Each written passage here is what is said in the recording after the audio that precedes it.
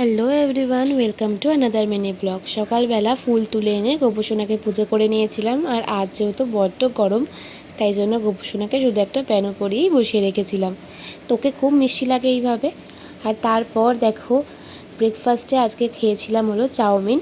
আজকে চাউমিনটা আমি বানিয়েছিলাম, আর ওতে আজকে দিয়েছিলাম আলু, পেঁয়াজ, ডিম আর সোয়াবিন।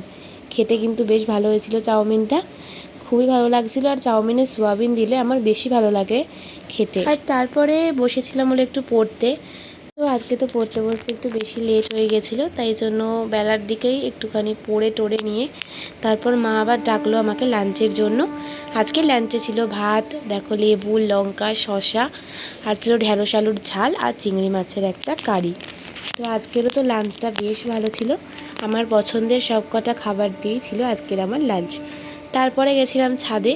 আর দেখো, এখনও কিন্তু ছোট ছোট গোলাপ ফুলগুলো ফুটছে, আর খুব সুন্দর দেখতে লাগছিল ফুলগুলো। আর আমাদের গাছে প্রচুর পরিমাণ জবা ফুল ফুটছে, মানে দিনে মোটামুটি ওই 16-17টা করে জবা ফুল ফুটছে টোটাল, মানে সব গাছ মিলিয়ে।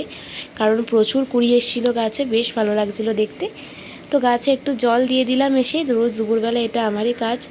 তারপর এসে খেয়েছিলাম হলো একটুখানি চা, একটা পাউরুটি দিয়ে, কারণ আমার আছে পড়া। তো পড়তে গেছিলাম, তারপর এসে আবার মায়েদের সঙ্গে গেছিলাম একটুখানি সম্রাটে। আর গিয়ে অর্ডার দিয়েছিলাম বাটার নান, চিকেন বাটার মশালা, নেক্সট ফ্রাইড রাইস আর চিকেন কষা। তো টাটা।